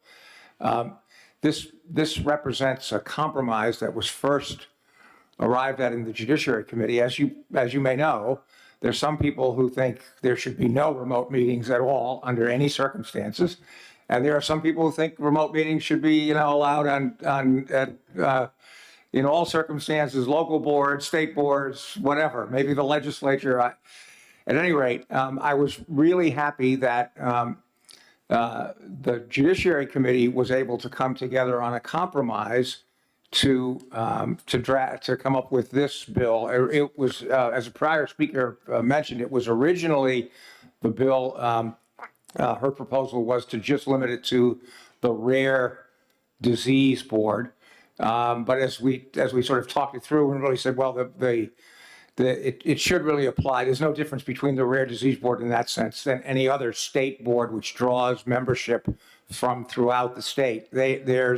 If there's a reason to have remote meetings, it seemed to us that it made a lot more sense with state boards where you're drawing membership from Coos County and Rockingham County and Hanover and whatever, then could be the argument. I mean, that's a much stronger argument for having the ability to operate remotely than, say, with a local planning board or a zoning board where they're just drawing it from the town. So we were able to come up with this amendment, which I think really does represent a good compromise. It was passed on a bipartisan basis. I have to say, not unanimously. There were some people on my side of the aisle and some people on the other side of the aisle who weren't able to come together, but it was still a pretty strong vote, a bipartisan vote, and it passed the House with a bipartisan vote also. I think it's a good bill. I think it achieves a fair compromise and satisfies, I think, a need, as the prior speaker indicated, when dealing with state boards. So I hope you'll pass it, and I'd be happy to answer any questions. Thank you very much for your testimony. Senator Chandley has a question. Yes, thank you, Madam Chair. And thank you, Representative. And I hope, given your background, you can answer this question for me. It's really a technical question, but it has to do with in line 14, it twice uses the phrase reasonably practical. And in line 29, it says reasonably practicable. Is there any difference here?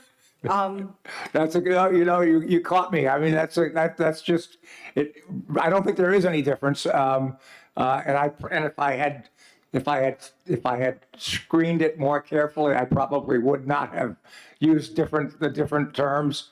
But I certainly didn't intend it to be anything different. And if I might follow up, I just, which would you prefer? Which do you think is the better term? Let's see. I actually think practicable is that's what in legal terms, that's what I've tended to see more often than practical.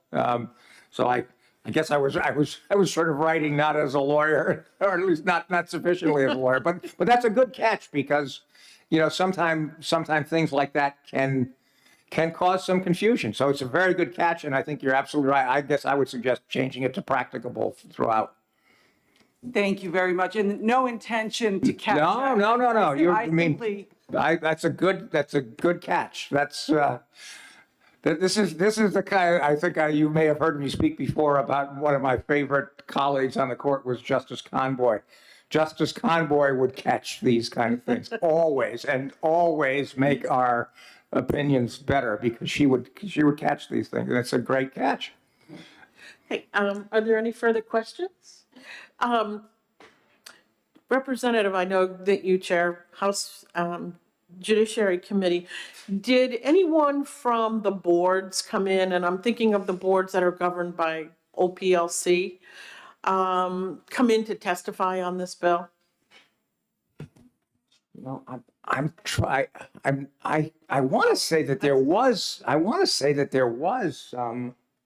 Some, but I honestly don't remember. And maybe if there's somebody in the back here who Representative Ms. Courtney is here, and I'll ask her to come up. Yeah, I think that there was, but I'm not absolutely positive, to be honest with you. Okay. All right. Thank you. Are there any further questions? Great. Seeing none. Thank you. Ms. Courtney, would you come up, please?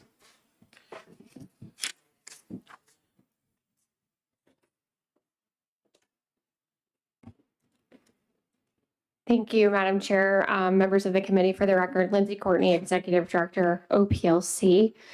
I do not believe that this bill was initially on our radar, and I don't believe that any of the boards or the agency testified in support at the House level or at the House. But it is important for us to be here to weigh in. The office is not taking a position on this bill, but I did want to note that during the pandemic, when we observed changes to allow for remote meetings, we did observe greater participation among members, a reduced need to cancel meetings due to lack of quorum. The agency also observed significant savings in not having to pay mileage. And we have continued remote meeting access for members of the public since the end of COVID-19. So we, as a matter of course, live feed our meetings or live stream our meetings to allow for greater remote participation from members of the public. That said, our board members are still required to have a quorum and attend in person. With that, I'd be happy to answer any questions. I will say a lot of our boards would very much love the opportunity to have greater flexibility in meeting remotely. We have not observed any issues with being able to conduct board business remotely when they have had that opportunity to do so. Thank you. Are there any questions? The reason is because I'll put on my ED&A hat now. One of the issues was when you have these boards meet is the quorum requirements. And many of them just could not do business because you just couldn't meet the quorum requirements. Plus the fact that it is difficult to get people to meetings. So my question to you, and I believe you've already answered it, would this bill help those boards do their business. Absolutely. And when I think about the people that we're trying to seat on our boards, it's typically people who are actively practicing. And, they're actively working. And so they may not have the capacity to take off a whole day to travel to Concord, particularly if they are in a rural community. And so what we observed is that it increases the applicant pool of people who can participate and allows people to zoom in, even for a portion of the meeting, to conduct board business. And we just have greater participation and are less likely to have to cancel a meeting. Thank you. Are there any further questions? Seeing none. Thank you for your time. Thank you very Appreciate much. it. Thank you for being here. The chair will call Representative Horrigan.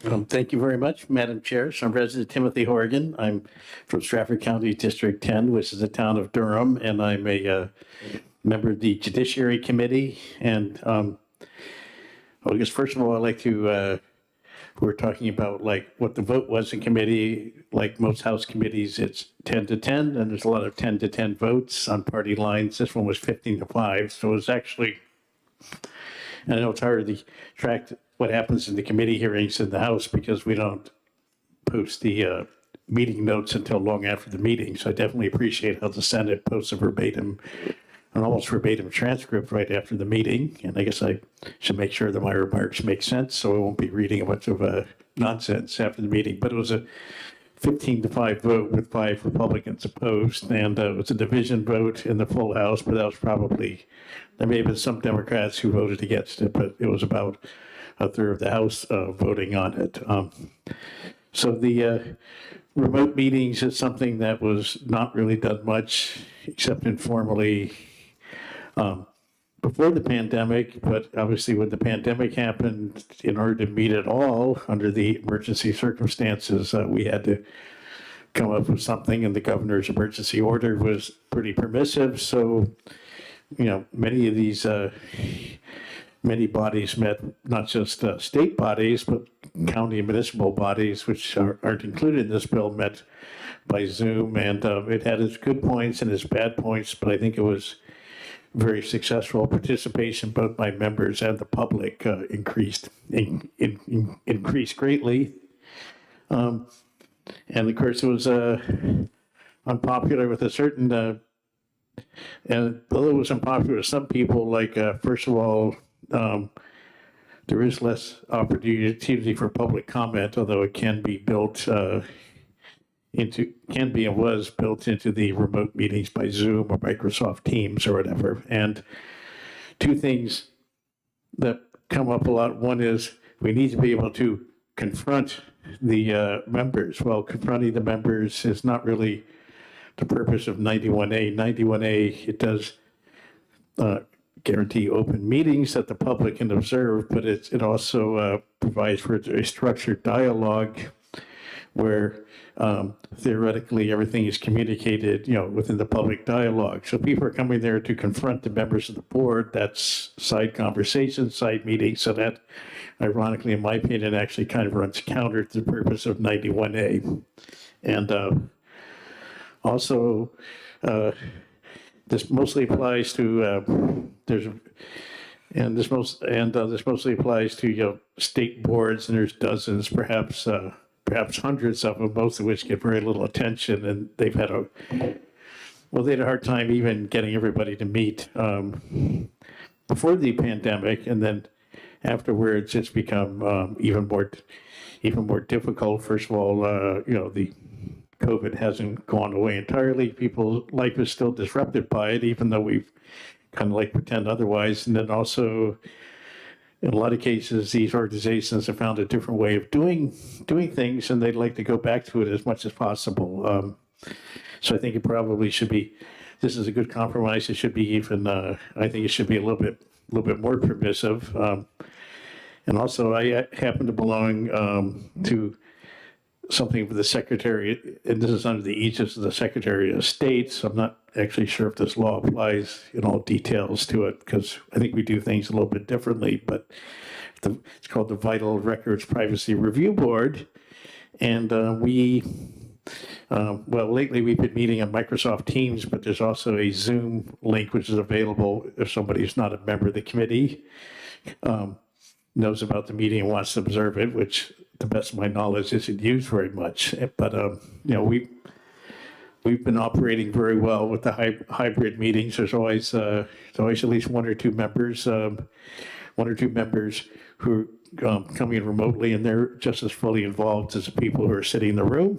Ironically, maybe even more so, because sometimes it's easier to see and hear what's going on if you're sitting at your desk in front of your own computer or your own phone than if you're sitting in the room. And we also, and I believe lots of the other boards meet in this facility too, out on Hazen Drive. There's one or more, secure conference rooms, which are used for all sorts of meetings, some confidential, some semi-public, and it's so there's I think there's like 7 people on the board. I'm not sure the exact number, but we mean a small room that only has room for about 20 people, so it doesn't even really, even if a large crowd of people wanted to observe us, wanted to confront us, wanted to be able to see our body language and do all the other great things that we hear about you can do, that you can do in an in-person, the public can do an in-person meeting. It's not really set up for that. I mean, there is, I guess there is an auditorium down on the first floor. We could move the meeting if for some reason a crowd of people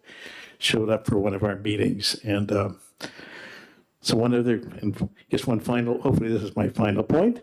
Another thing we heard about is that the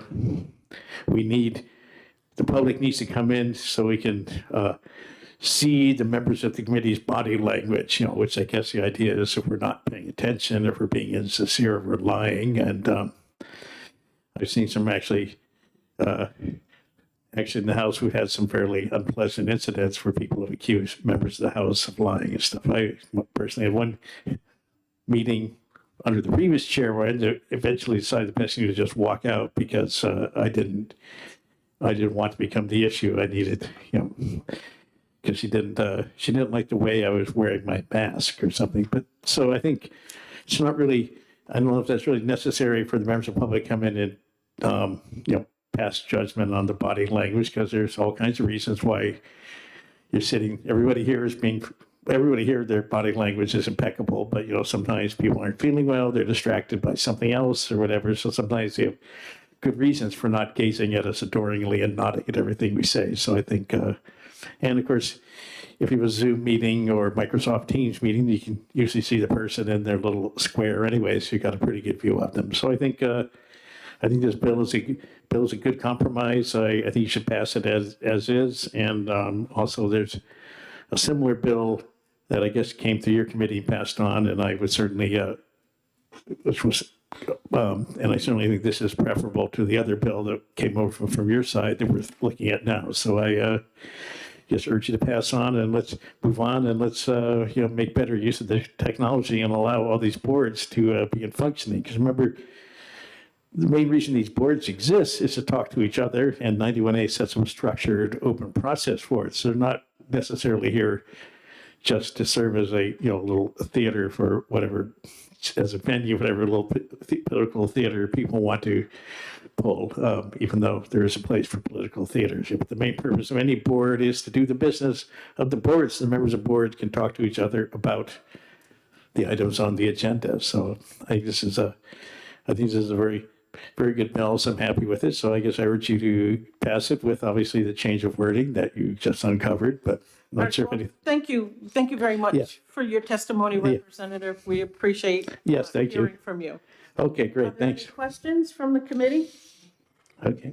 Seeing none, thank you very much, And Representative. hopefully I think it makes sense when I read the transcript shortly. So Oh, we do it in the House too, but you have to wait years for them to actually digitize our records. But thanks. Thank you, Representative. The chair will call, it looks like Abby Rogers and Rhonda Siegel from DHHS. Look like you folks want to come up together? Okay. Just make sure you identify yourselves for the record individually, so we can Sure. attribute comments to each one of you. Thank you, Senator Carson. My name is Abby Rogers. I'm the Legislative Liaison for the Division of Public Health Services. And I'm Rhonda Siegel. I am the section chief for maternal and child health within the Division of Public Health Services. Thank you.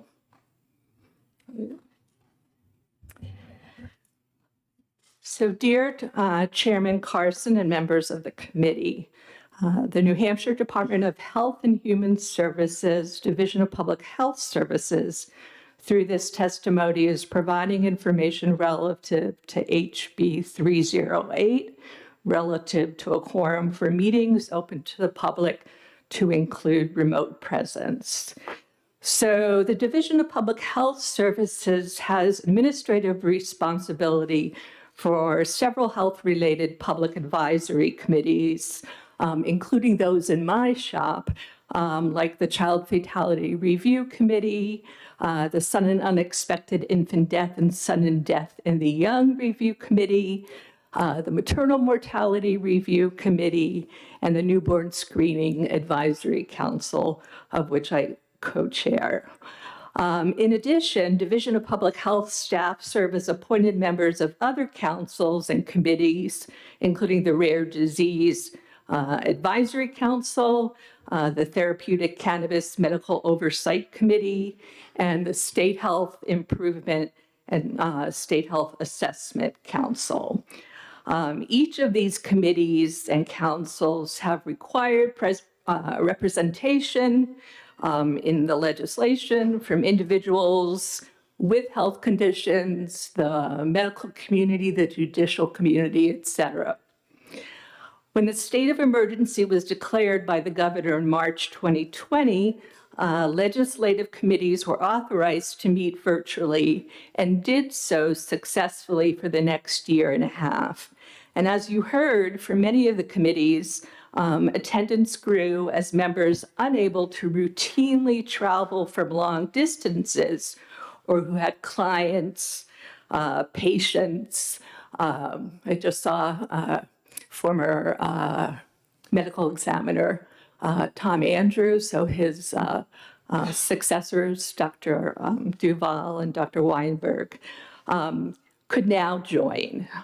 Since returning to pre-pandemic activities requiring in-person quorums, vital committee work has been disrupted, including delayed voting, subject matter experts, which are key to committee work, unable to attend, and unnecessarily travel expenses for those that live and work greater than 2 hours from Concord.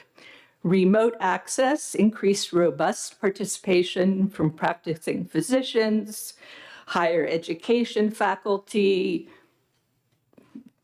Judge Ashley is in one of our committees, and most importantly, the citizens who are impacted by the business of the committee. For example, a key vote to add a disorder to the newborn screening panel was delayed because an in-person quorum was not able to be met. So this delayed access to that, having the screening services for that particular disorder. SB 308 allows those within our state who cannot always attend an in-person meeting due to health conditions and professional responsibilities the opportunity to engage in important public health work. This rich participation adds to the knowledge, experience, and integrity of the discussion and presentation of evidence. We'd like to thank Representative Fran Nutter-Upham. Thank you. A member of the Rare Disease Advisory Council, who we all also have staff sitting on, for sponsoring HB 308. This legislation would allow all members the opportunity to fully and meaningfully participate in appointed committees and councils when health or other reasons require them to participate remotely, improving their robust discussion and public decisions of critically important business. Thank you. Thank you for your testimony. Are there any questions for Ms. Siegel? Okay, seeing none. Ms. Rogers, I'm going to ask if you have written testimony, please don't read it verbatim, but try to paraphrase it.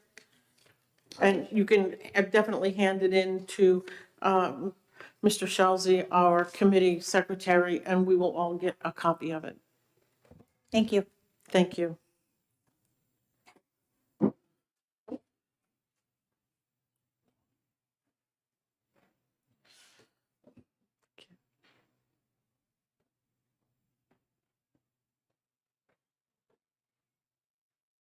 Ms. Rogers, you had nothing you wanted to add to that, or?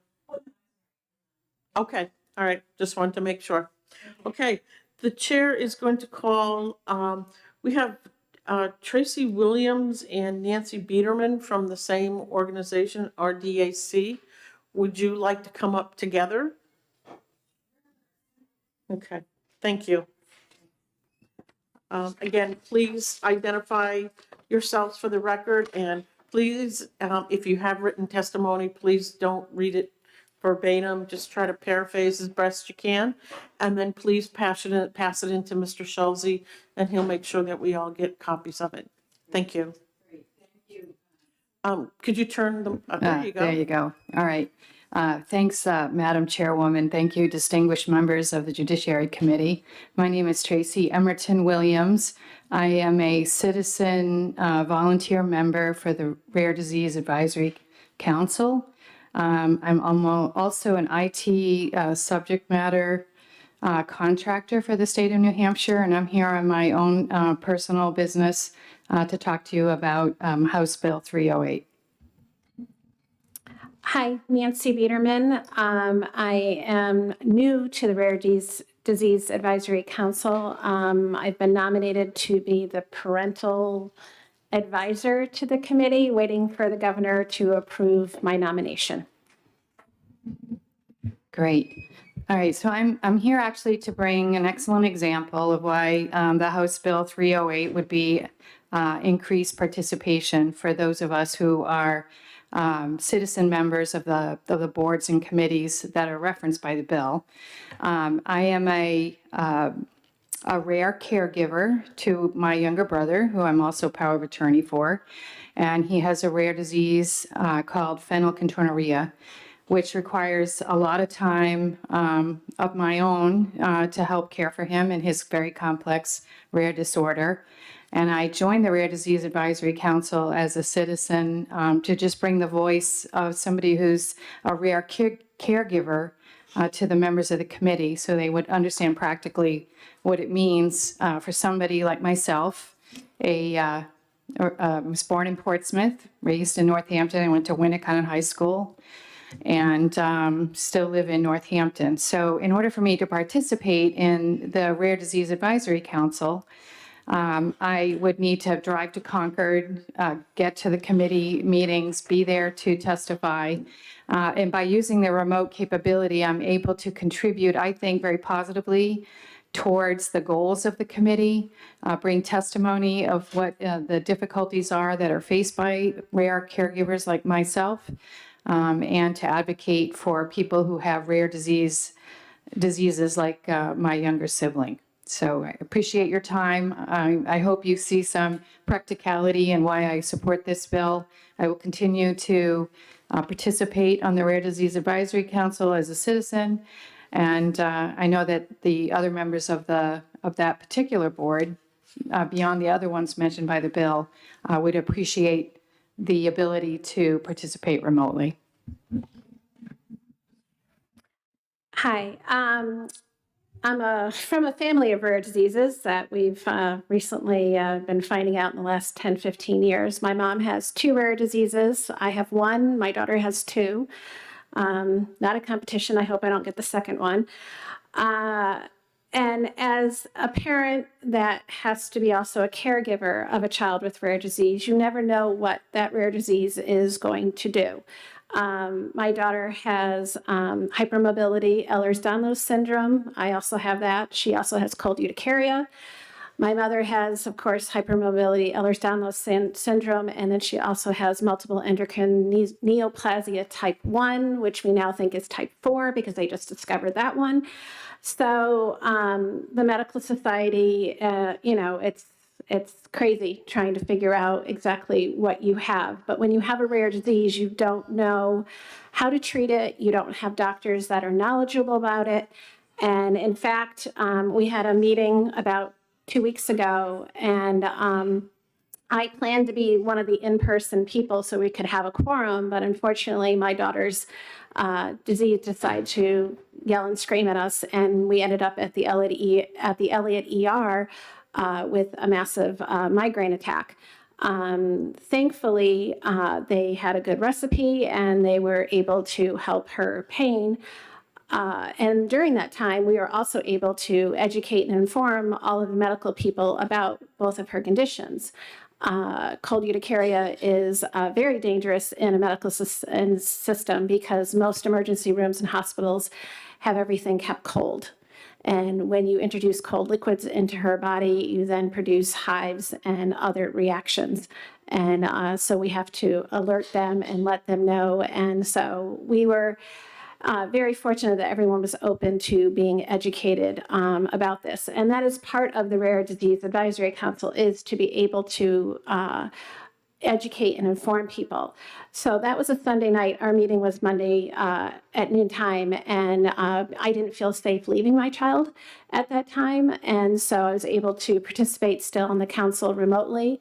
About 2 hours after her remote council, she ended up having a reaction, another allergic reaction to one of the meds that they did give her in the ER. So I felt safe that I didn't have to leave and drive here for an hour to get to Concord. Meeting was over an hour, and then to drive back another hour to get there. So I was able to be there and help her and be helpful. Besides citizens, we do have multiple medical advisors, and they have their own practices. So for them to leave their practices for 3 hours for a meeting is very difficult in this time of day. And most of these people are very unique in their practices. They are like one or two or three in the state that can handle that particular situation. So again, we do need to have this remote ability, and I'm hoping, fingers crossed, I don't have to take advantage of it again, and I can be here in person. Any questions or concerns? Seeing no hands raised, I want to thank the witnesses for the testimony. Thank you. At this time, the committee will recognize Dr. James Newcomb.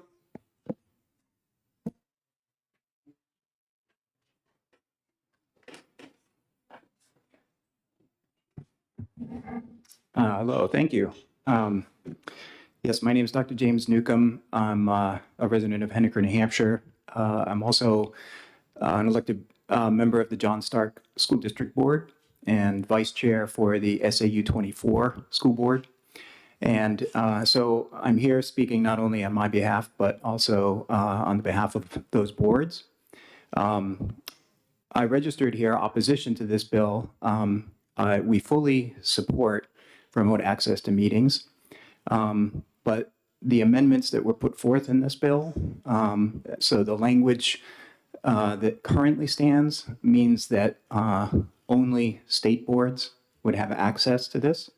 And we would like to see that expanded to include things like local boards so that we also would have access to this. Though we may not be traveling from the far distances that we've heard from other people, there are occasions where remote access would be extremely handy for either a quorum or for participation in voting. The original language of the bill would have allowed us to do that. And so the opposition is to the current language to the bill. The entire SAU 24 board, which is 4 school boards and 18 elected seats, unanimously supports returning to the original language. So we would support and urge you to do that. Seeing no hands raised, I want to thank the witness for his testimony. Are there any members of the public present who wish to testify?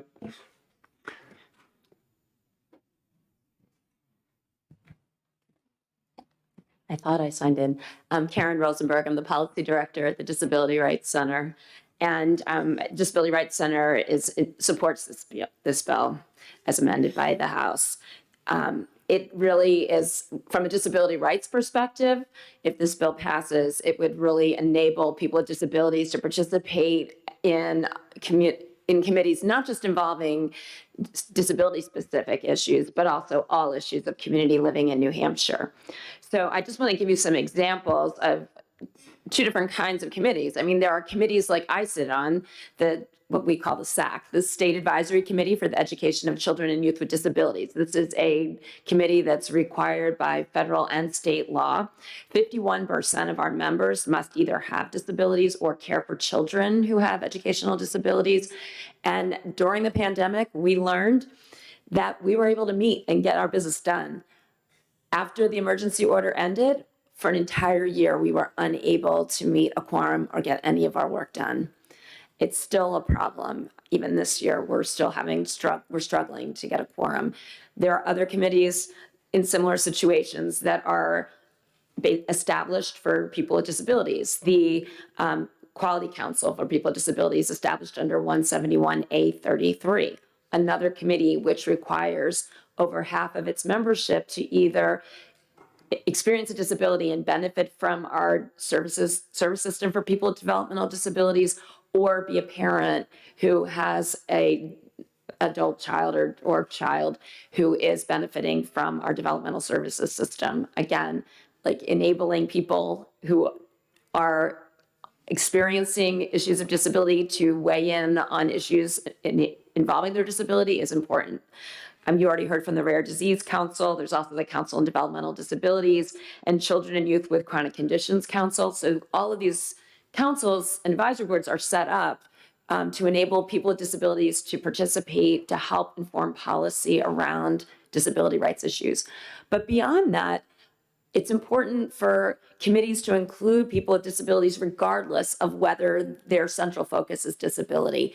And if we have a quorum requirement of 51% in person, that could serve as a disincentive for the committee to involve people who have disabilities who might not be able to participate in person, because it could mean, like I experienced in the SAC, that quorum won't be reached, committee can't do their job. So if this bill were to pass, it would remove a disincentive to those committees that might really, shy either overtly or covertly against having someone with a disability participate, because it could be perceived as a problem, a potential problem for their ability to get their work done. So for all those reasons, I urge you to support HB 308 as amended by the House. And it's been a long afternoon, but if you've got any questions, I'm happy to answer them. Seeing no hands raised, I want to thank you for your testimony. Thank you. Are there any members of the public present who wish to testify that have not testified already? Seeing none, this time we will close the public hearing on HB 308. And the committee will be in recess for 5 minutes.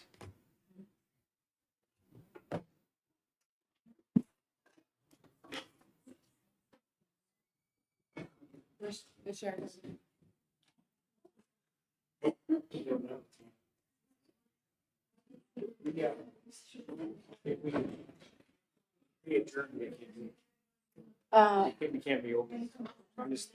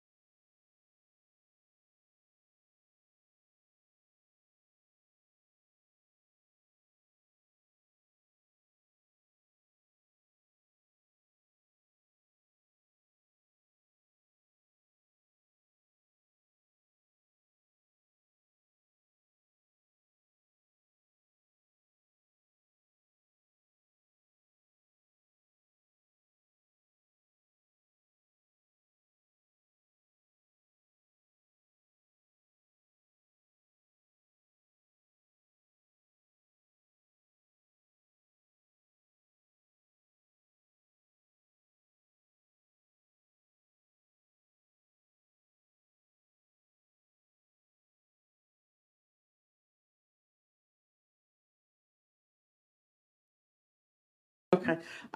Thank you all for being here this afternoon. We are not execing, So again, have a good afternoon.